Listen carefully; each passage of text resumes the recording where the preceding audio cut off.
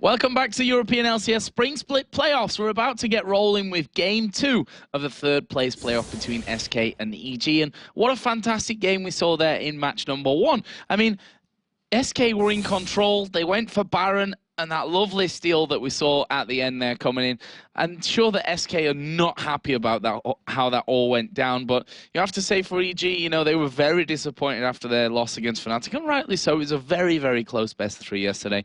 They look really solid today. Yeah, I mean, like we actually, I heard SK talking during the little break we had, and they were saying that, you know, they probably should have gone for that Baron. They had 3 forms of CC that they could have locked Zach down with, but they didn't. Yeah. I mean, it's an unfortunate move, but still, like, even though they lost the game, they looked pretty damn good the entire game. Like, they looked like a great SK, like we saw back in Week 10 versus Gambit. And Evil Geniuses as well, like, they have shown us that they still got it. They still got what it takes. One thing that I really think is crucial in these best of 3s when the teams are so well matched is that who does best on the red side. Yeah. Like the red side win here for EG means that they're now 1-0 up in the best of 3, and they're going over onto the blue side now to maybe, you know, just tie off the game at 2-0. So SK are going to have to pull out, you know, a similar performance, if not even better there, and probably even better, rightly. And speaking of that, we had Wicked talk to us about the Copenhagen Wolves series they had, and they're like, do we have blue side first? And we're like, yeah, you do. And he's like, okay, it's gonna be 2-1. Like, because they knew they're not that strong on the red side, just like you're pointing out. Like, on the blue side, they feel so much more comfortable, and it might actually show in this game. But still, you know, the stats, well, I want to say the stats don't lie, but over the playoffs, we've seen only 1 win until now, 2 wins on the red side, and that was out of Gambit, which we saw yesterday. And it might be just a mental block. We had Demon talk about, like, if you look at the stats, it's pretty much dead even between who gets the wins on what side, but that mental block might be a big thing. So we're going to be getting into Champion Select here in a second. And EG, their whole power today is with Snoopy. He's drinking tea in between each game because he is, as we said yesterday, still a little bit ill. So knocking down a good old cup of cha, as we say in England. I know, I've never been a big fan of tea. I don't know why. I'd like to say I am as an Englishman, but I'm also not either. So sorry to disappoint you English guys. But I don't drink coffee either, so we're all good on that front. So there's SK, you know, heads probably down again there. You know, they played so well. They started off so well in that game. And yeah, they did. It looked like a different SK to what we saw yesterday. And that was the key point of our pre-game was SK need to forget what happened, completely forget what happened against Gambit yesterday. I'd be actually quite surprised if they even bothered to analyze those games against Gambit, because honestly, I don't think they were worth analyzing from their side of things. I think that Gambit just were so ridiculously strong that their time would have been better spent, and as I'm sure they probably will have, on this game here against EG. I'd be interested to hear that maybe after the game with Shocks, as to what preparation they actually did, whether they did look at those Gambit games or whether they just said, forget that, EG. And Joe, you know, we were walking here to the studio today, and we were talking about SK yesterday and how it just seemed like it wasn't SK we normally see. It seemed like, you know, the whole momentum was completely not in their favor. They didn't look that great. But we also talked about how SK, even Oslet says it all the time, that when they're on, like when they're playing well, they can play like one of the top teams in the world. They can beat everyone. Exactly. There's no doubt about it. There is absolutely no doubt about that one. We're into the bans, and they're coming thick and fast here. EG already banning out Jarvan towards Hercubot, Rumble at Kevin, and Kassadin. Ocelot on the other side, Anivia banned out at Froggen, Zac towards Wicked, and Twisted Fate towards Froggen as well. Okay, so a lot of different bans this time, as we didn't see junglers taken away right away, but with Thresh open, it looks like Evil Geniuses do want to lock that down. There's a lot of champions that could be picked up here. I mean, we still have Lux available. I keep pointing that out because she's such a strong champion. That burst can never go underestimated. But SK, I mean, what can they really go for here? Shen is still available if they want to pick it up. We saw how, I mean, we saw how it didn't work out for Evil Geniuses in the beginning with the jungle Shen.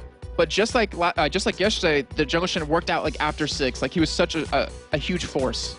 Yeah, and I'm wondering what SK are going to go with here for first pick, because you've got the likes of Zed, Kha'Zix, Shen, Elise, still all those 4 champions right there, and you've got 2 picks. So at the end of the day, they're still going to be left open for EG. Thresh was, of course, their first pick after Crepo did land some fantastic hooks in that last one. Also, Kayle is open. I don't believe Froggen plays too much of him, and usually SK tends to pick the mid laner last, but as we're saying in the pregame, like his stats on Kayle, 5 games, 4 wins, is pretty strong. Yeah. But looks like they do lock in the Vars and do lock in the Shen, so it looks like we will have Kevin on Shen potentially in the top lane. And just like you said before, Zed left open, Froggen, we saw him yesterday on it. He's just he's just damn good at any champion he plays, but he really shows it with the Zed. I'd imagine now that EG aren't going to lock in a possible mid or top laner. They're going to leave that until their last pick and keep keep SK guessing from this one. But they've got last pick, so SK, as you'd expect, are probably going to leave their mid lane until last anyway, so that Kayle will be left open. And we've always said that, you know, Ocelot, he can play Kayle very well, and Kayle's a very good counter to what, not a full counter obviously, because Zed is ridiculously strong, but it's probably as good as it gets to counter in Zed. Yeah, I mean, we talk about this all the time, like we're in the analysis test to each other, just like, you know, we see Zed locked in, why not pick Kayle? You eliminate his ultimate, you force your AD carry to potentially not have to take barrier like some sort of really heavy defensive summoner, and you can shut him down. Also, I mean, if you run, you know, some sort of attack damage, runes, or maybe some flat armor pen, flat magic pen on Kayle, you can push Zed out of lane so easily if you can just hit him a couple of times.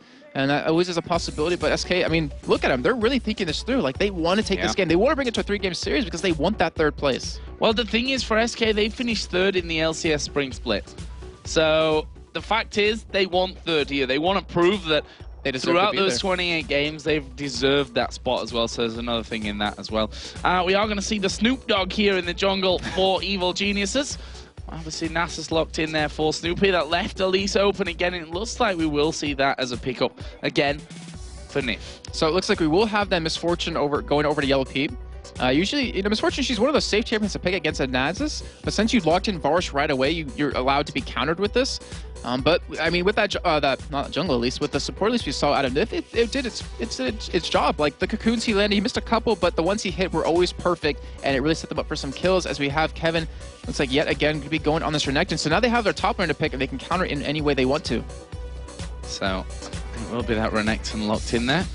Evil Geniuses on their last 2 picks, and what are they going to go in for yet? Interested to see whether they're going to play safe. I mean, they don't have really anything to risk at this point. They're 1-0 up in the series. They're on that blue side, which does, I mean, if you just take the statistics from the playoffs, it's ridiculously favorable.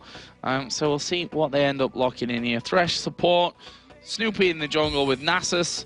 So AD carry-wise, what are we thinking? Thing is, well, I think it's going to be Misfortune, but the Zed can also be played on Wicked. I just remembered. Like, Froggen plays it, so does Wicked. So well, that was my point as to why EG would leave that to last a top or a mid laner, because there you go. It leaves SK guessing, and they are going to be going towards Lux here by looks of things. It has to be a Kayle coming out of SK now. If they lock in at Lux, like, you're going to counter the double ultimates out of Evil Geniuses. And, I mean, not to talk bad about Candy Peta, but we've seen him in the past, like in week 1 and 2, where he would just get caught by life bindings and blown up instantly. So it gives him that extra protection.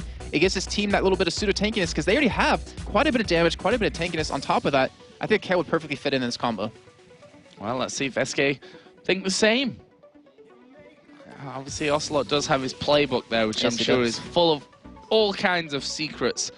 And I don't know, maybe one day when he retires, he'll release that book, you know, make millions from it, as sports stars do in the end, along with his autobiography as well. But hopefully that's a few years away. Let's see then. We might even see Ahri potentially come out of him. And a very mobile champ, so he won't really get locked down too easily by Lux.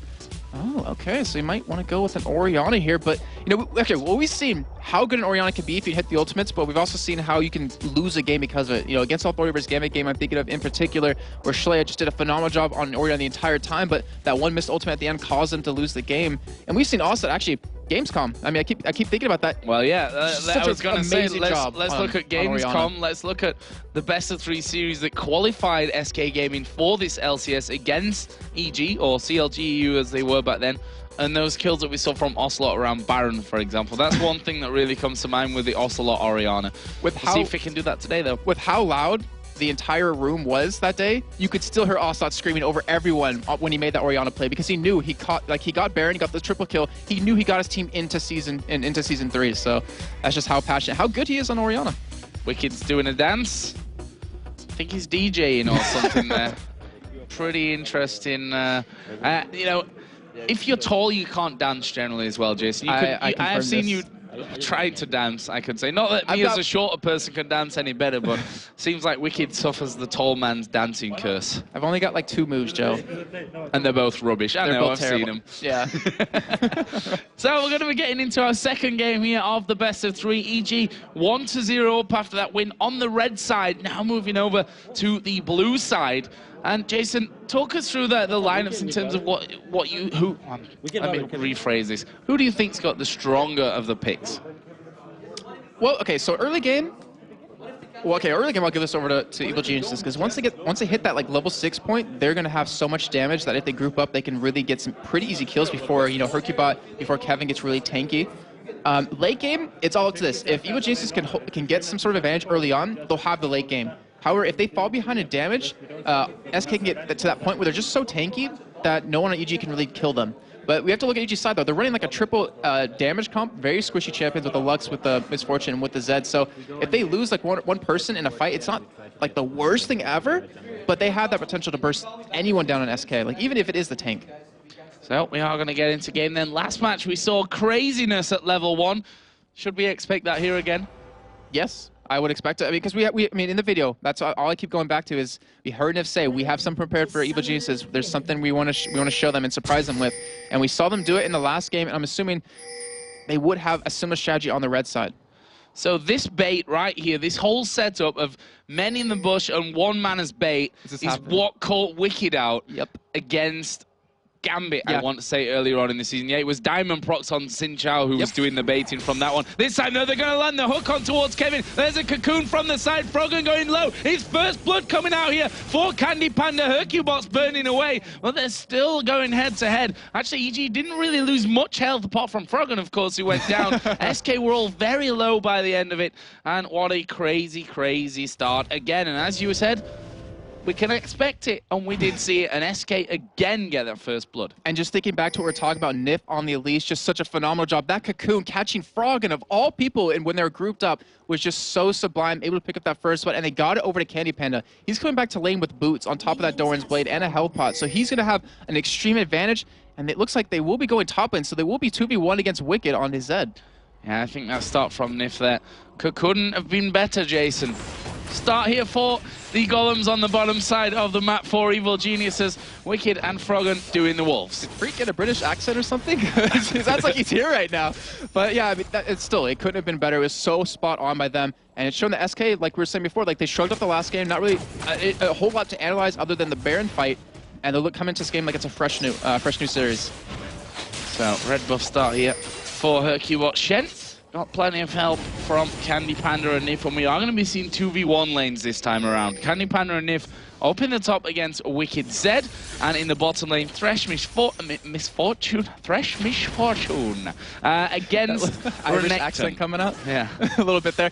You know, I know you're going to ask me who has the better time in the 1v2 situation, and I'm already ahead of you in this one. I think it's pretty even, actually. So Renekton, he has the sustain under turret, he has the AoE clear, but Wicked has the ability to CS from range. Because of the clone, because of that Q, you can hit these minions, you can clear them pretty quickly. Not to mention your passive mixed in with last scene under turret, it's going to have a really easy time. So it's going to come down to what team can shut down the solo player better. I mean, it's always that in this case, but they have to do it better. Like, if you keep Renekton out of the game, if you keep Zed out of the game for quite a while, he won't become that powerful. He won't be able to one-shot anyone just yet. You delay that point where he hits that critical mass. Crepo taunting away at Kevin. We did see Snoopy just doing the blue buff, and then he headed down towards the bottom side of the map again. So not getting involved in that top lane just yet to help out Wicked in that 2v1 situation. Nif doing a fantastic job, though, of zoning Wicked away from that experience. You know, I love seeing just how over time the meta's really changed in League of Legends, because, you know, usually around this point, this 330 mark, you would always see these 3-man ganks happen. Now it's kind of evolved into your jungler coming into your lane, just making sure they don't get too much damage onto the turret, and you're able to get those levels and that CS under your tower. It's just really cool to see how quickly the meta does evolve in League of Legends. Yeah, I totally agree with that. To the point where yesterday when we saw those 3-minute ganks, it looks like both the teams weren't really prepared for them, even though they were both doing the same strategy, which is something we used to see a lot of, but not so much at this point. There's Candy Panda and Nif putting down some pressure onto the top turret, and Snoopy's actually coming in towards Orianna here in the middle lane, but in the end will get away from things. Did get the wither down, but wasn't close enough to get the damage in. And look what we have, you know, already started. Wicked has 13 CS to the 7 of Kevin, and he's doing a great job of just getting that CS as much as possible in lane, though Kevin, he's going to catch up very shortly here. He's already being forced to pop a lot of these health pots, but he does have a red pot. He does get dove under, and of course, you know, Hercubot, he's just sticking by the side. He's just making sure he doesn't get harassed too much, because you see Kevin's level 2 right now, when Wicked's already level 3. And that also means Hercubot will be 6 quicker, so he'll be able to interact a lot faster. trying to keep the farm underneath the turret there as well. Candy Panda here putting down a good few auto attacks on towards Wicked. Throws down the hail of arrows as well. Snoopy's still waiting in this middle area. So Ocelot didn't burn his flash early on, we can say that, from the little encounter that we saw. There is the Wither going down once again. Actually, the light binding will land here onto Ocelot. This is going to be a lot of damage. Probably won't be the finisher unless the E lands, which he does. And the final tick will get the kill. What a play out of Evil Geniuses. That was so perfectly calculated out of them right there. That was just, wow, so phenomenal. And we're seeing what Evil Geniuses did back in the first game where Snoopy, he's not farming as much, but he's sitting at the lanes. He's trying to make sure that they can get a gank and get a kill off just so they can snowball their own lanes. And it's working out for them. Yeah, real nice play. And as you said, calculation there as Hercubot is going to get hooked in here, but should be safe from the damage. Not going to be too much coming out onto him at this point in the game, and worth having Renekton there. We wouldn't have seen Crepo diving in after landing the hook as well. Yellow Pete, of course, with that single Doran's Blade, also not exactly the damage machine to pick up kills onto two relatively tanky members there, as they do back off. Crepo just spotted that as he went into the brush. You know, I'm just thinking back to the Copenhagen games where Froggen was playing his Lux quite a bit. You just saw like the highlight reel of every laser hitting. It was just ridiculous, getting even some blind double kills. And he's just landed one there on Ocelot. And I'm just afraid for SK because Froggen is just so outstanding on this Lux. When he starts to interact with the other lanes, he can just blow you up quickly. And getting that getting that kill over to him early on like that is just going to make it even harder for SK to deal with. Yeah, I agree with you with that one as well. I mean, that was...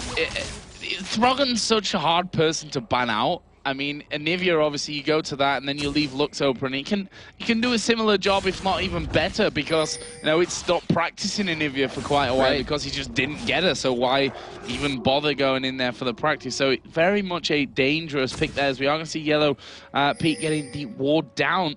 That's something we see, I'd say, out of EG more than any other team there, as Wicked is just going to catch Nif, who will come down right on top of him once again. They're trying to get rid of the wards, and he's going to get exhausted here. Candy Panda going to come in from the side. Is he going to be forced to flash? Yes, he is. Nice little burn of that summoner spell from SK's point. They didn't even want to fight there. They're just like, no, I want your ward before you can kill mine, but I kill each other simultaneously right there. As you see, Hercubot is waiting on the top side. Kevin has a big wave pushed up under his turret, but he's still relatively healthy at this point. Has the health crystal and the red pile available if he does need the extra health.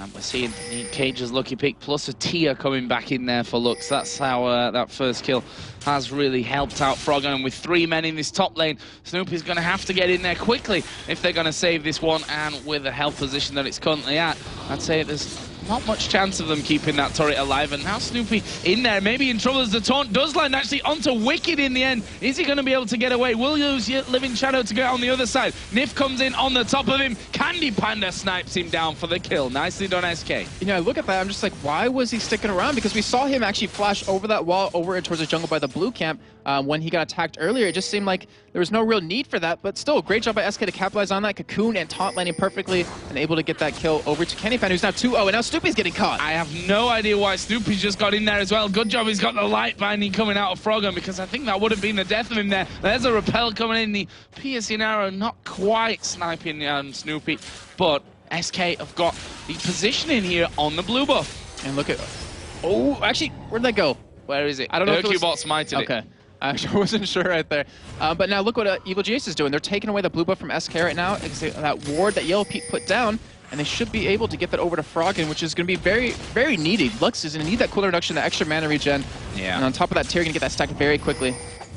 Needs one more auto attack here to get that one finished off, which has actually given them time to get in from this. The hook did land down towards Kevin. Hercubot gets hit with the light binding, and they are running for dear life now. There are 4 men coming in there. Is Kevin getting right on top of him? Shen's going to get involved as well. Crepo is going to be forced to flash, but the cocoon lands. All the damage going to be enough to finish him. It's Kevin that gets that one. And that should be a dragon as well on top of that. SK just playing so well. I mean, this is what we saw them in the first game, but then that Baron obviously turned it around, and just wow. We talked about SK, like when they're on form, they can beat anyone in the world, and they're showing it right here that they are just an amazing team.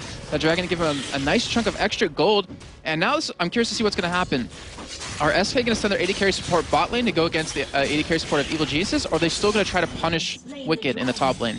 Well, the fact is that their AD carry, Candy Panda's got 2 kills here. He's got Cutlass, he's got the dagger, boots, and a Doran's Blade in there, which Misfortune can't really compare to right now. So putting that 2v1, 2v2 lane together again would probably be beneficial for SK. And then also you look at Kevin. I mean, he's 1-0-1 and he has a chain vest, but he's 28 CS right now, so he's down quite a bit in terms of that. In overall gold, he's down. Actually, he's not even down. He's actually ahead by like 4 or 5 gold at this point, so it actually was reasonable for him to go up to the top, and I was a little bit scared that he was too far behind, but the gold proved me wrong. Now, Repo here, you can see his health bar has been growing here considerably. That is because he does have the Ruby sight. Go on, Jason. Take it away. He does have the sight stone, yes. Thank you very much. Because we talked about earlier in the last game, Krepo doesn't like to build much GP10 anymore. He goes for the sight stone, goes for a locket, and actually even goes for a giant spell into a randoms eventually. And that just kind of shows how he likes to build his order. Like, he likes to control the early mid game with his ward coverage, not really looking towards the late game. And it really makes him tanky. Like, look how much health he has, just like you point out, in that lane. It's really hard to take him down.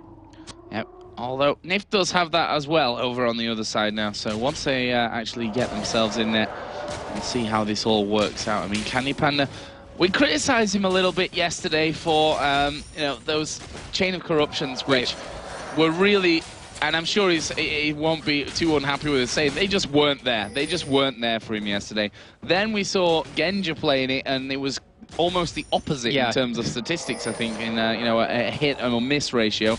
Wicked is actually coming down into this bottom lane now, so we'll see how that one goes. Candy Panda, of course, is level 7, so does have that chain of corruption to go in there, but Wicked is also level 7, as we are going to see them get in there for the play. The box goes down. There's the repel coming out. This chain of corruption will land, but the bullet time is on Nif. Can they get the finish here? He is going to be burning from the ignite, but not enough to get the kill. And that side stone working out for him right there, keeping him healthy enough, and they stop that gank from happening. In the meantime, Kevin's Kevin's pushing the top. Almost give you a heart attack right there. Kevin pushing the top lane. You know, much needed CS. As you see him catch up, he was about 30 behind, but now he's pretty much square even with Wicked. And that is exactly what SK did or needed to do. Like, they stopped that gank from happening, and they capitalized on it by getting Kevin fed. Yeah, they did, of course, lose the tower though in the process, which not the end of the world. It brings us back to 1-1 in towers. Wicked just clearing out there on that top lane as well. He does have the cutlass of his own, along with those boots, wards, pots as well. And Krepo actually adding a ruby crystal in there, Jason. So finally, what I was trying to get out earlier on will become a reality. Yes, it will. And it's going to give him obviously that extra bit of health. But we do have the Spirit of the Ancient Gold picked up on a Snoopy, so going for that very early on. And he's actually, I just want to check in real quick, just see what he's leveling up, because we've seen a lot change out of Nasus junglers. He has 4 points in his E, and obviously 1 and 1 in his Q and W at this point. We've seen a lot of junglers actually switch from leveling up their W, their Wither, to go for their Siphoning Strike. Just get a little bit more damage. He's currently at plus 93 on it, so not a lot, but obviously will stack up as the game progresses.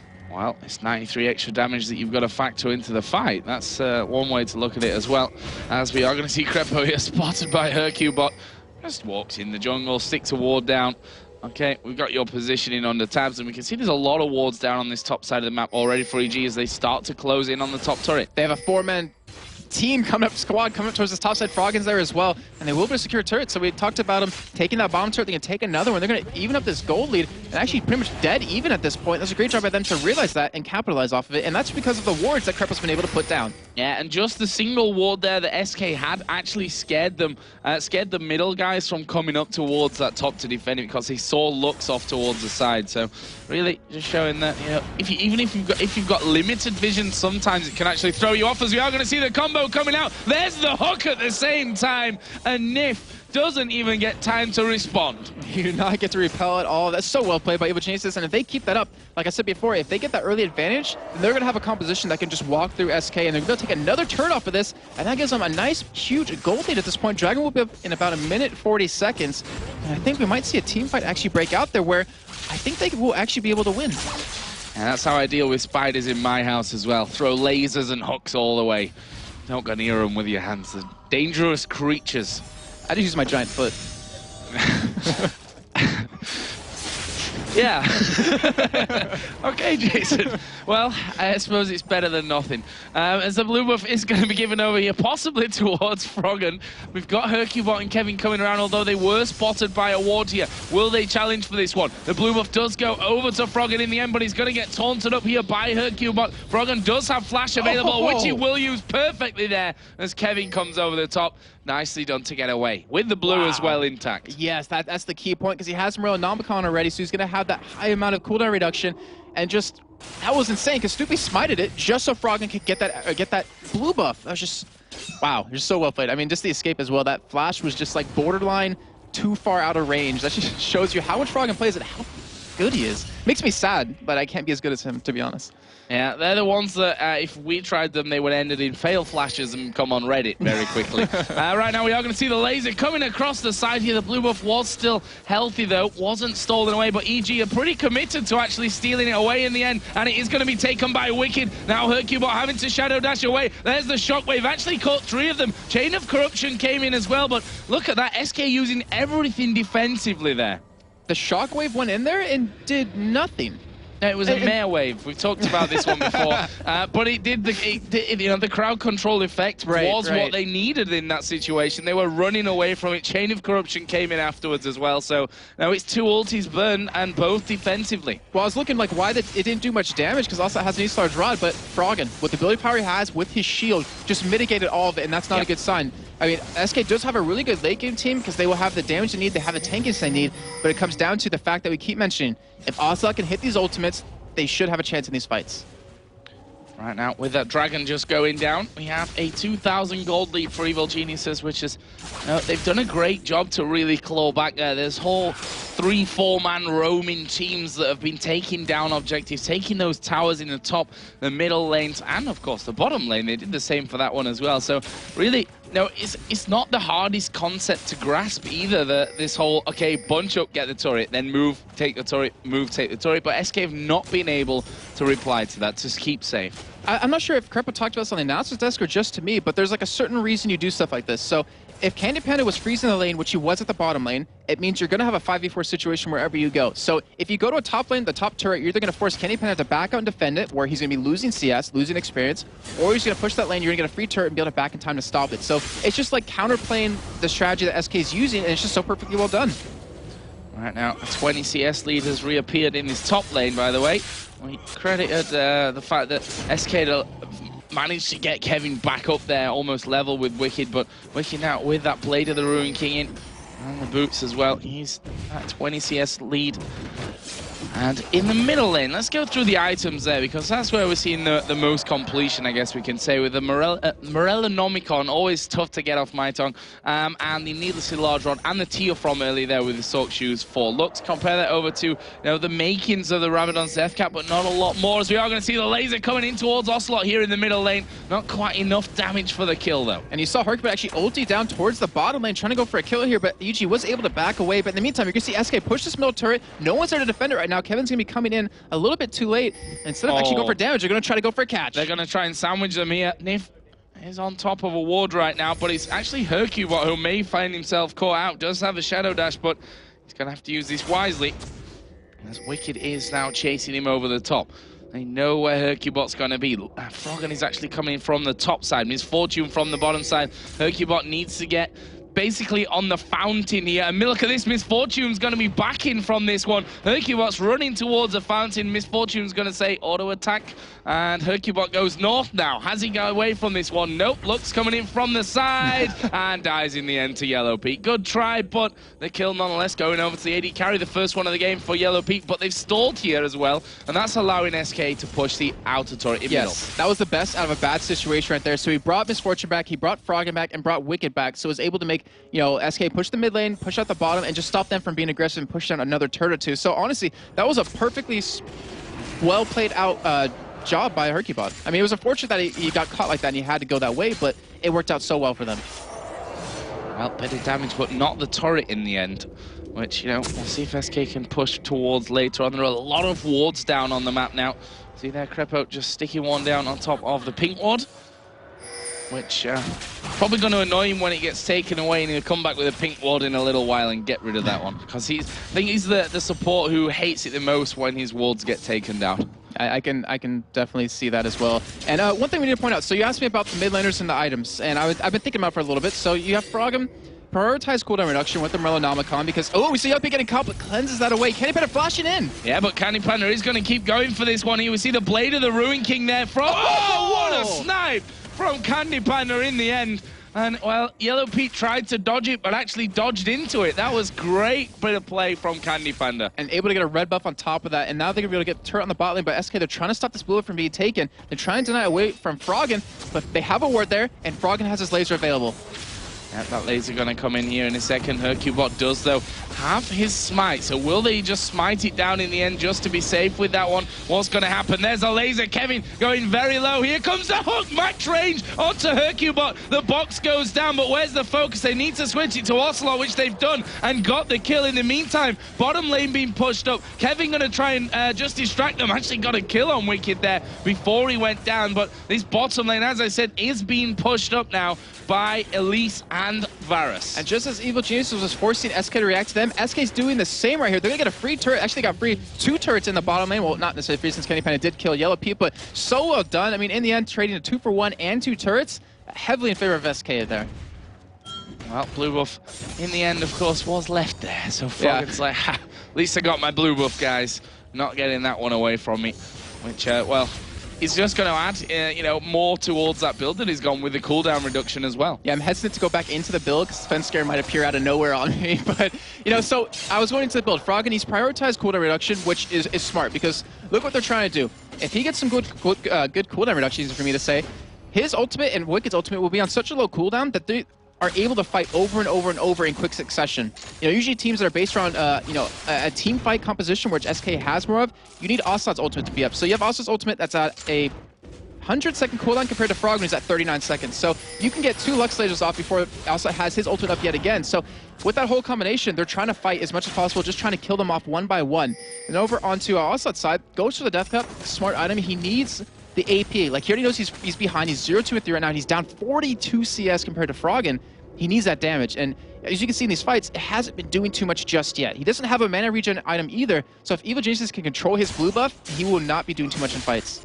And then you talking about the cooldown, you know, it also means that as Lux, you can afford to miss that laser here because it's going to be coming up before that shockwave comes back in again. So even if one fight goes bad for you, you know the next time you go in there that you are going to have everything and they're going to have nothing to throw at you. Dragon has been started. Oh, no, he wasn't. He was hitting a ward there. Thought a little bit out of position for Dragon, but it was the ward that he was attacking at the start. There's the vision coming out onto Candy Panda. So EG know what's going on right now. Do have the Oracle with Crepo, who's just going to be trying to clear out the path as he goes through. That's a great light binding. Dragon now has officially been started. REG going to get in there and spoil the party. Laser, and they are going to get a steal. It was a smite from Snoopy in the end. He may pay the price here with his life, or he may just get pulled out by the Lantern. There's the knockback by Crepo. Wicked on the top. There's the binding. And the E coming out onto Candy Panda. And SK, from what looked like, you know, a Dragon and maybe a kill on Snoopy, maybe a second one if they'd have got in there after that, turns into, well, nothing for them. They don't get a kill. They lose out on the Dragon. Credit to EG. And the teamwork that Evil Geniuses just showed us right there was ridiculous. Saw the Lantern come out for Snoopy. He went in, used it, caught over to Crepo. Then Crepo walked back, played them away. You saw Wicked use his Living Shadow and his E to slow them down. Even so the light binding come out of Froggen. Like, that protection squad was just crazy. Yeah, we see there why Thresh really is the flavor of the month. Thank you, Freak, for that. That was pretty good. But we do have the Oracle still on Crepo, as you pointed out, which was a really key factor in that entire fight. They weren't able to clear all the wards in time. That's because SK wanted to force that Dragon. But still, that Oracle's going to help out quite a bit. I think Evil Geniuses might even... just stole that. Froggen. Yeah, and that's the danger of Froggen's looks. Yeah, he'll steal everything from you. Don't be worried about that one. He gets a red buff here. Obviously, helped a lot out with that Dragon. It was Snoopy, though, credit where it's due, who actually got the smite down right at the end to secure them that Dragon. So let's have a look at the overall state of the game here. 3,000 gold. And if you compare, 2,000 is the difference almost between Lux and Orianna, of course, Froggen and Ocelot.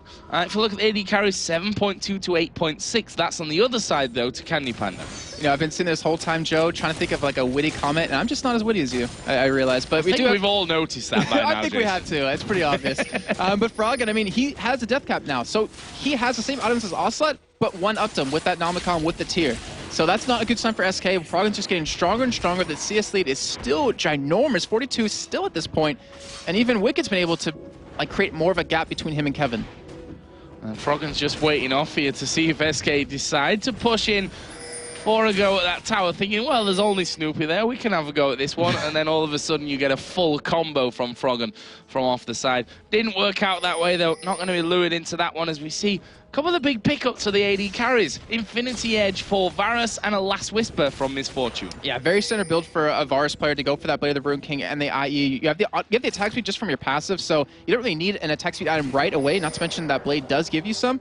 And of course, over on Yellow Pete's side, with that Last Whisper, with that Bloodthirster, his ultimate is going to hurt so much, and he can afford to stay back because he doesn't want to get caught by the Orianna ultimate, or Kevin can jump on him, Hercubot can jump on him. So by powering up that ultimate as much as possible, which he's doing, he can just sit back, not have to worry about it, and give his damage to his team. Yeah, and the last time we saw Shockwave, of course, we went back to the whole Mare Wave thing where it wasn't really doing too much damage. He couldn't really break even through the shield of what Froggen was putting down. Now will be a different thing, though. With those Sorcerer Shoes in there, with the Rabadons, with the Blasting One, for example, that's going to be a different thing altogether this time around. But again, the placing of it is everything. And Ocelot has to land that. We know he can do it. We've seen him do it before. We've seen him do it against these very 5 players, in fact, in the qualifiers for the LCS, all the way back last August in Gamescom here in Cologne as well. You know, we keep talking about EG because they're doing so well. Like, they're really far ahead. They have 4,000 or 3,000 gold lead right now, but we pretty much forgot about Canyon Panda. He's 3-0 right now. Like, he was able to get the first blood. He was able to get a killer twin lane. He was able to kill Yellow Pete. Like, he is still a very strong force for their team. So if SK can drag the game out a little bit, 10, 15 minutes longer, like, they will have the same amount of damage. Well, not the same amount, but a really good heavy amount of damage Evil Geniuses has. And then they'll have the tankiness on top of that to survive it. Oh, we just saw there Wiki going up into this top lane. He's got that 2-level advantage over Renekton. Kevin, of course, as that middle outer turret is finally finished off by Candy Panda. Wicked, a very aggressive Zed build that he's going for here with that Blade of the Ruin King, with the Last Whisper straight out. Yeah, I'm actually a little surprised he didn't go for a Black Cleaver. I mean, I can understand you don't want to go for it right away, but that would synergize so well with Yellow Pete since he's going to sit back and bullet time. But Last Whisper, I mean, if you look over at the opponent, Sunfire Cape on Renekton, he wants to be able to do damage to him. He wants to be able to chew through Shen. And the thing is, we've seen, I think it was Bjergsen do this to Renekton so many times before on Zed that you can pretty much kill them like on your own. Like they can have a Randuin and a Sunfire Cape, and still with that Last Whisper, with the Blade of the Ruin King, you can take them down in one combo. Wicked is over the top of a pink ward there again. Candy Panda was just waiting off to the side. Still not a fight that Candy Panda wants to take. Doesn't matter if he's 3-0, that Zed will kill him at this point. Yeah. So not something that he wants to get involved with without the rest of his team there. EG now pushing right up, though, on towards that inner turret. And keep in mind the level difference we have right now. So you have Wicked who's level 15, you have Froggen who's 15. They're 1 away from getting the rank 3 ultimate compared to Kevin who's 13 and Ocelot who's 14. So if Evil Geniuses can get those levels onto those 2 players, they can engage these fights so easily. However, Candy Panda, he is 15 to 13 of Yellow Pete, so he is staying ahead for his team, and they're going to need him with this 3-0 score to really hold them into this game. Right now, SK pushing down the middle lane. That's forcing EG to back away. And one thing that they have for them there in that fact is the Shen, obviously. We can never underestimate going forward into this game. The longer it stretches out, how important this Shen could be to the whole composition. And look at this SK Gaming clearing out wards. Are they going to go Baron? Could go for it. I mean, they have potential, but considering what happened last game, I don't think they're going to go for the same trap here. They're just trying to bait EG maybe in here, because if they get, Geniuses in a position that they don't want to be in for a fight, they can win it.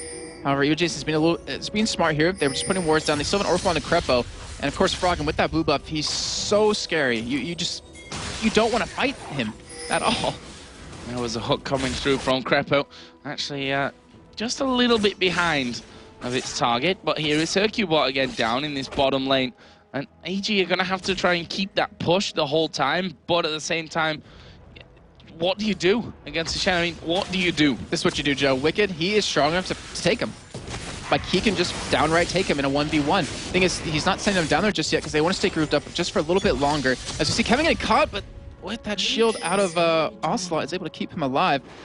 But the Dragon is taken down. SK trying to go for a second turret here. Oh, Luke's actually getting close into here. They're going on towards Froggen. Can he get away? The Shockwave actually didn't come out there. It was a flash that came out from Froggen that completely confused me. Wicked now there, getting himself in a little bit of a tizzy as well as Candy Panda goes low. Can Snoopy get in? There is the Shockwave used to pull Snoopy away. The Lantern is down, and Snoopy will get pulled back to safety. The Flay comes in onto Kevin. He's still chasing though as Wicked comes off from the side, and Wicked not really going in for the damage there. The hook landed onto Hercubot in the end, but that's a 2 for 0 there for SK Gaming. That's just what the Doctor ordered at this point. And that's just right off what we said about them being at Baron with that Oracle. Like, could they potentially go for it? They did in the end, but they were trying to get Evil Jesus caught out in a position that they could win the fight, and they showed right there that they still have what it takes to win these fights. They got Froggen locked down completely. They just shut him down. Froggen, I mean, he's ultimate. He got caught.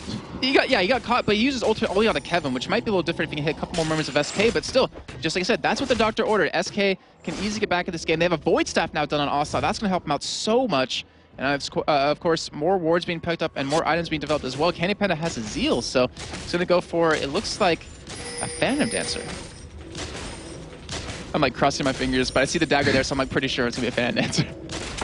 Well, we have the Runic Bulwark added in there as well for Snoopy right now, which is only going to be adding more protection to this EG lineup. And that's what SK can do. Even if they just get every 5 minutes they manage to catch someone out like that, that's always going to be a start for you. The problem that they do have overall, though, is this farm. Only Candy Panda is ahead there. Obviously, he does have that kill lead as well. But look at the top, 245 to 157, 259 to 201 in the middle. And that's, you know, around about 1,000 gold in the top lane, 2,000 in the middle lane. If you look at the AD carries, though, it's 1,500 in favor of Candy Panda. But that means that he is then the prime target right now. But it's all based around composition. So you've seen Evil Jesus. They've had quite a huge lead this entire game. Well, not in the beginning, but they have a pretty good lead for the entirety of the game, but they haven't pushed towers as a team. They haven't tried to go under the turret to try to dive in and pick up kills because their comp is based around catching someone off guard, catching them out in the jungle, and killing them right away, then having a 5v4 fight. SK, they're about team fighting. They have a great composition to stop anyone from EG even hitting the turret since, you know, Misfortune doesn't have an escape, doesn't have that range to really hit the turret down. So SK, they're playing it perfectly. Like, they're just keeping up in farm as much as possible. They're not letting any objectives go down anymore in terms of turrets, and they're going to just get to that point where they're strong enough to just go for a head-on-head fight. So you talked earlier on about the whole Black Cleaver situation with Wicked. He's now added that in there as well. As we are going to see the Lantern pull, gets Froggen back towards that middle lane a bit quicker than him walking around the side. So quietening up a little bit now in this game. Hercubot, as you'd expect, is continuing to push down this bottom lane.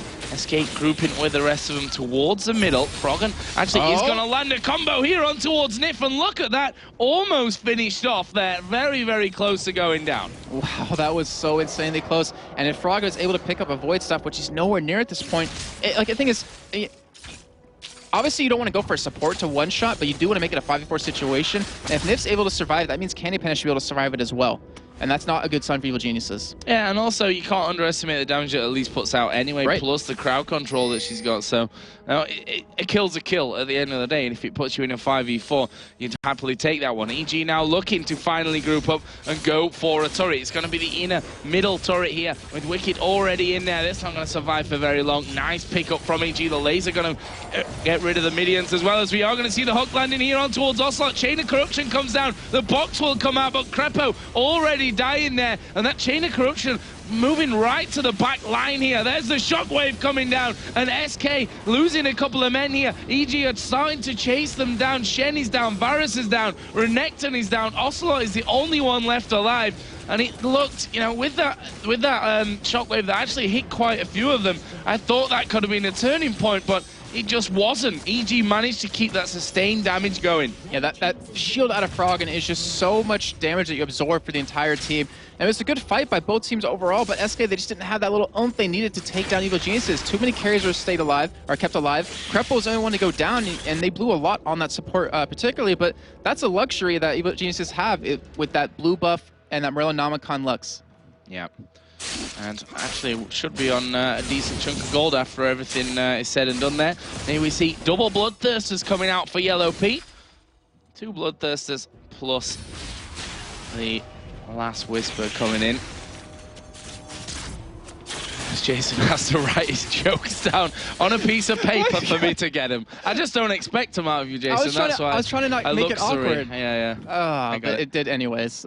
But as I said before, items are developing a little bit more. We have Ocelot picked up Home Guard boots and a Chalice, so looks like he might turn that into Athene's and Holy Grail, getting some much needed cooldown reduction. But Nep getting caught. He has the Oracle, and he's not there anymore. I think Trevor's noise for this one is poof, and that's exactly what just happened to Nif there. Ocelot had to get away from it as well. And EG, they're going up towards Baron here. They've got all 5 men there. They've got an Oracle on Crepo to clear out. Not that there's any vision there for MSK's side of things to be cleared. And EG gonna start things off. We are gonna see SK come and try and react to this one. Are we gonna see a bit of deja vu? I love where the position Frog is in. If you can check on him real quick, because he's trying to zone them quite well. And if he catches Candy Panda, he's gonna one-shot him completely.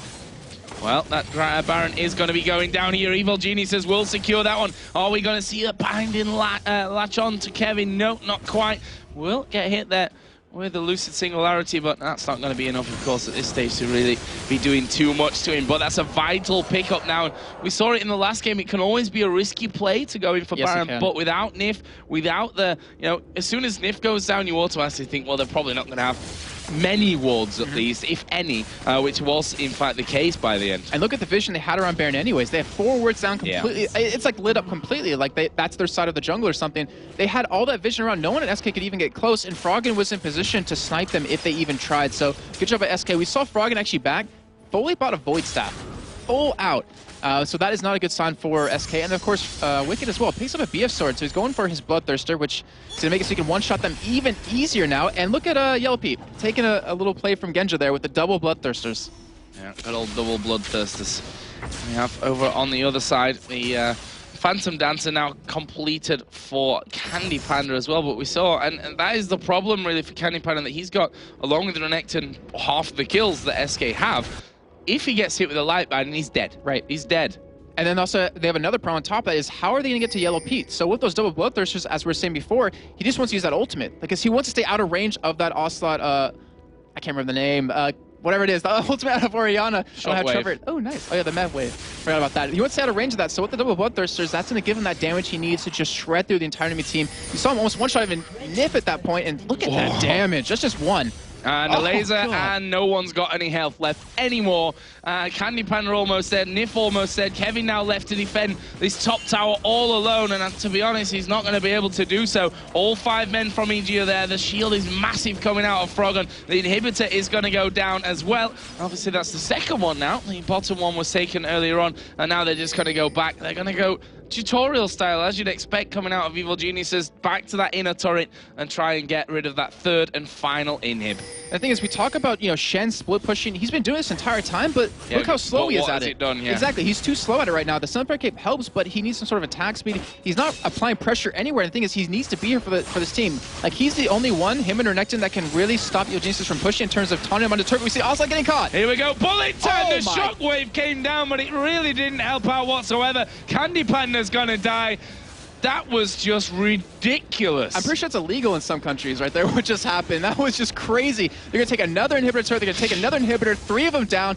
With 50 seconds left on SK, it looks like Evil Jesus will close out the series. Yeah, third and final inhibitor goes down. It's only Hercubot and NiF left alive from this one, and NiF is actually up in the tri-bush on the top side, not even bothering to recall at this point. That is going to be the Nexus going down, and the victory here for Evil Geniuses. They will be your 3rd place team here in the LCS Europe Spring Split Playoffs with a 2-0 win over SK Gaming. Well played. They really have to feel good about that. I mean, with all the trolls they had throughout the entirety of LCS, just not, they're like 12 and 13 halfway through, or at the end of it, to come back and 4th place and beat SK Gaming, who was 3rd place by a mile, just has to feel so great.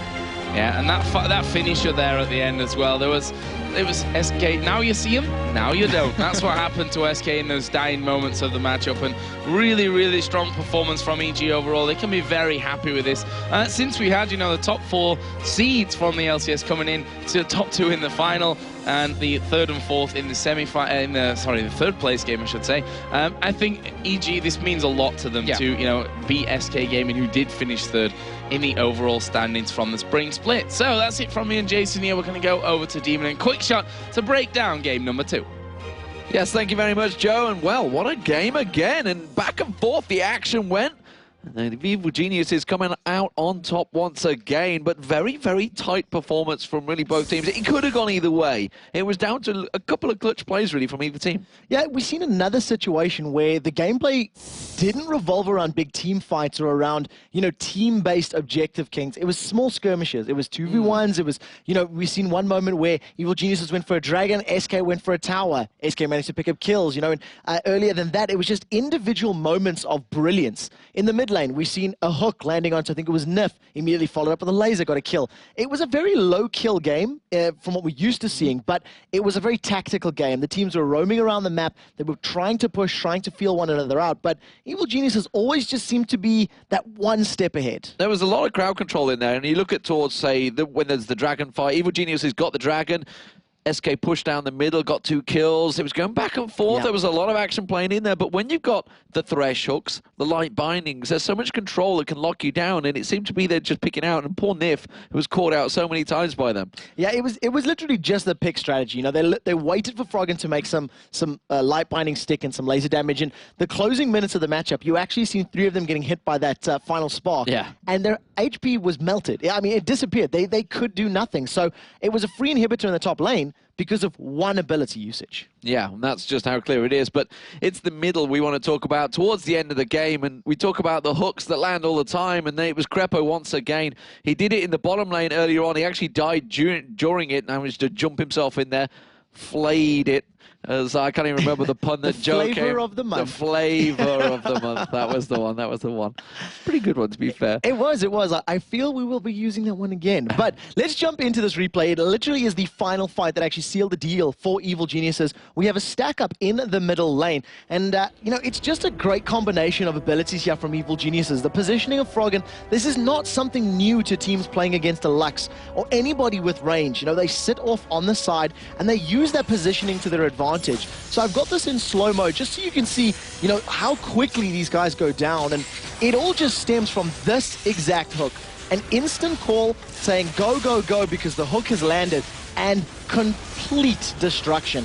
One thing that we did see from this play and from, you know, many of the plays throughout this fight was that the Evil Geniuses, they were moving as a unit. When somebody went in, the entire team went in. Yeah. Unlike the opening 20 minutes of the first matchup. So when Snoopy was creating plays and he just kept leaving him hanging, as it were. Correct. So this was a situation where, as a team, they actually sat down and said, right, let's fix this. And they fixed it in the first game, and it showed in a pretty dominant performance in the second game. It was a very good performance. Of course, it does take us to the MVP. And, well, it will, of course, be a member of Evil Genius. But it was actually a tough decision. And we have given it to Froggen. But really, I think the MVP could have been given to anyone on the teams because Krepo was landing the hooks. Wicked's play was fantastic, despite the mana pot that he did buy on Zed, actually. We did notice that, guys. We just didn't want to mention it. Yeah. But now I did anyway, so scumbag D-man. I think he was buying a ward. It may have just been a misclick. He did sell it in the previous fight, so only lost, what, 10 gold or so. So we'll let that one slide. But yeah, it was very difficult trying to pick out one particular player. I was particularly fond of Yellow Pete's performances in those games as well. His bullet times were spot on. But as we were talking about, I was like, well, the only reason the bullet times are so good is because it was set up by Krepo, and the only reason in game 1 it was so good because it was set up by Wicked. So it was a real good team performance, and no single player really went above and beyond the Call of Duty. And more importantly, the fact that Evil Geniuses did win this, both times they were called out in minute 1. With First Blood? With First Blood in Invades. This First Blood as well, we maybe should have even touched on it. Evil Geniuses made the play. They landed the death sentence, went in for the fight, lost First Blood and went, well, they kind of sucked. Yeah. So it was like, you know, they try to make it happen. But nevertheless, you know, it was a deserved victory. As a team, EG played well and, yeah, good, well played. Well, congratulations to Evil Geniuses. They do take 3rd place in the playoffs. Of course, we are going to pass over to the main stage. It's Shock standing by with Ocelot and Wicked. They end up with a smile. All right. They're just Ocelot and Wicked. So good friends, even though they always have matchups against each other. First off, Wicked, impressive performance here. Tell us the story of that first game. You banned 2 junglers out, Nasus and Jarvan, and a Rumble for Kevin. Was that the thing you were most afraid of? And then, of course, the Baron moment. So we know that Kevin is really good Rumble, and we just want to ban it out because we think he's exceptional on that compared to other champions. And we saw that Gambit banned out the jungler, so we chose to do the same. Can you tell us about the Baron moment, which was really deciding for the game? Well, the Baron moment was kind of lucky. We were like, we need to fight this. So I just jumped in, Pete ultimate from behind to try and kill them. But I didn't know I'd cancel his smite by ultimating, so knocking him up into the air. And luckily, Pete got the Baron. Was it a little lucky? Yeah. All right. Then Ocelot, just 2 games not very well for SK, although the first one began pretty good, and then the second one just got melted down by Zed or Lux and that trash. So what was your thought on that? I think first game, we had the game, we won every lane, and at some point we were like, okay, there's no way we can lose the game. But a Baron, we know how a Baron is, and it can go either way, good or bad, you know. It went bad. They didn't have a smite. We couldn't smite it. It was pretty unfortunate. That's okay, the first game. Then the second game, we engaged the game with a different mindset. We were very positive, you know. But somehow we managed to commit a lot of mistakes, getting caught. It was only getting caught. You know, that's it. All right. So congratulations to you both, third and fourth place here in the Spring Championship. Now, Wicked and Oslad, I'll start with you, Wicked. If you give your team a report card for the spring season and a score out of 10, what would you give them? And what went good? What could you do better? I think I would give us 4 because we wanted to end top 2. We didn't end top 2 in the qualifiers, so we were sure we'd stay in. We still managed to qualify again, and we are staying in, but we didn't manage to get into the finals. So 4 out of 10. All right. And you, Carlos? Well, we passed it, so I would say 5 because we are in the next season. But we can do so much better, and we showed it. We are looking forward to make sure the next season is not as choppy as it was this one for us. All right, thank you very much. Good to hear that you're both very ambitious for the rest of the season. All right, now, can you feel it, guys? There is tension in the air as our grand final of the Spring Championship is just a few minutes away. There is no discussion that Fnatic and Gambit are the cream of the crop in Europe at this moment. So a best of 5 for $50,000, you know, it can't be anything short of explosive. Don't go anywhere, because we'll be right back with the grand final of the Spring playoffs between Fnatic and Gambit.